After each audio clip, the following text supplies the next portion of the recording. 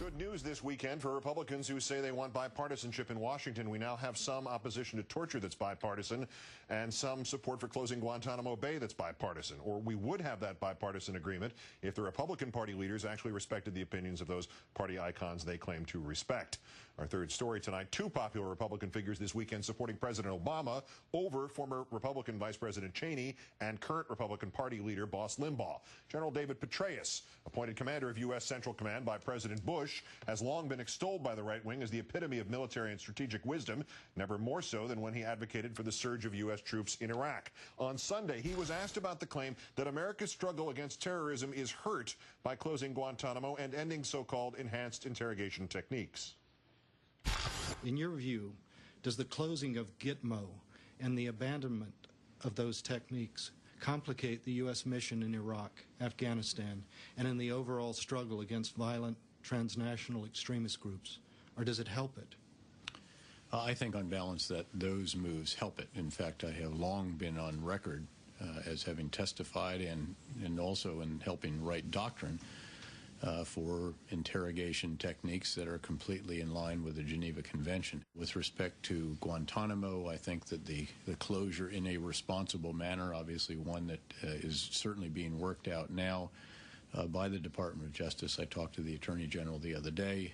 They have a very intensive effort ongoing to determine indeed what to do with the detainees who are left, how to deal with them in a legal way, and if continued incarceration is necessary, again, how to take that forward. But doing that in a responsible manner, I think, sends an important message to the world, as does the commitment of the United States to observe the Geneva Convention when it comes to the treatment of detainees. Former Bush Secretary of State General Colin Powell also speaking Sunday, also a more popular figure in his party either than Mr. Cheney nor Mr. Limbaugh, also supported Mr. Obama's position over theirs, pointing out that Cheney and Limbaugh are not merely at odds with President Obama, but with both Obama and former President Bush, who stopped using the worst of torture techniques on his own years ago, and who publicly stated numerous times that he too hoped to close Guantanamo Bay. With us now, MSNBC political analyst Jonathan Alter, also, of course, senior editor at Newsweek magazine. Thanks for coming in, John. Hi, Keith. General Petraeus, commander of U.S. CENTCOM, says on camera, on the record, that ending torture and closing Gitmo will help the United States. What is the closest thing that the right has to a trump card that's capable of refuting those kind of conclusions from that guy? Well, maybe Joe Lieberman? I don't know. You know, they don't have anybody, because this is the most respected military commander we've had in our country since Dwight D. Eisenhower and George Marshall. There is nobody in between them, not Norman Schwarzkopf or any of the other military heroes, who approaches General Petraeus' status. Now, he was right, and many of us, including me, were wrong about the surge. It worked. And history will render a positive verdict on him for that. Does he get credibility with the Republican base for the fact that he was so right on that, on these other issues? Of course not, because they will continue to do what's convenient for them. Well, there's a question of, the question of credit versus the question of how quickly he would become a target. How much time does he have left? How many more comments like that would he have before they'd start saying, well, this is not the Dave Petraeus we knew. This is not the one we trumped up and trotted out in front of the Senate and said, no, you know, do President Bush's bidding? Well, it's possible that within the next couple of days, you know, Rush could say, well, I don't agree with Petraeus on this, and that they could conceivably turn on him. But the focus here should be on Cheney. What Cheney has done is to lay a trap for Barack Obama. It's quite possible that we will be attacked sometime in the next 8 years. 8 years is a long time to go without any of our many enemies trying to launch some kind of attack on us. At that point, Cheney and his minions will say, I told you so. If you had done it our way, then we wouldn't have been attacked. That will be their argument. At that point, when they politicize it, which I assure you they will, it's very important for progressives to come back and say, no, it was you who weakened the United States. As General Petraeus said, it was you, Vice President Cheney, who created a recruiting poster for Al-Qaeda with Gitmo and with torture policy that made an attack more likely.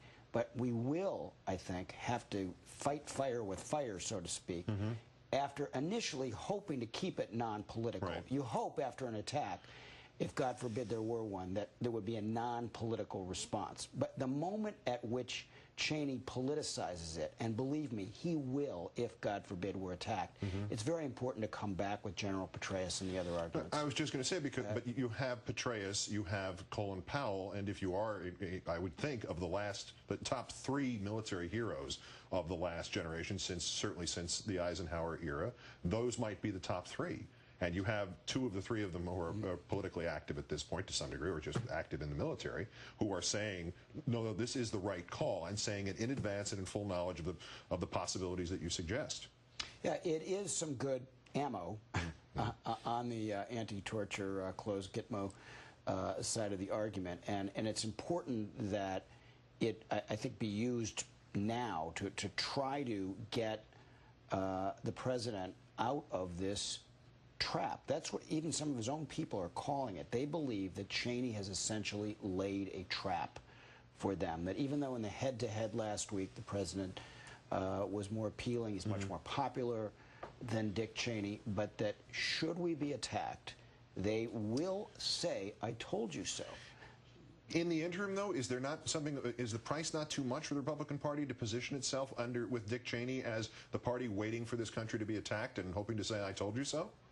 That's where they are right now as a party on national security issues. Now, that's not to say that they hope this happens or anything of that kind. You know, they don't want an attack, but they, should there be one, they are positioning themselves to exploit it politically. Wow, that is a dangerous roll of the dice, especially in the wake of this hypothetical attack that you're talking about. It seems hard to believe that they could get away with it, but we've said that before. I don't think they will get away with it, because I think our politics have now changed, and I don't think Democrats are as wimpy when it comes to standing up for themselves. Now, their first reaction should be, let's not politicize this. Right. I'm not suggesting that progressives go nuclear on this, you know, right after, if, again, God forbid there were an attack, right after that attack. But should they do this? Should the Cheney argument be rolled out? And I can't believe it won't be. At that point, the Democrats need to respond in kind with an argument about who's really to blame for weakening our position in the world. Yeah, two grim options. John Alter, Newsweek.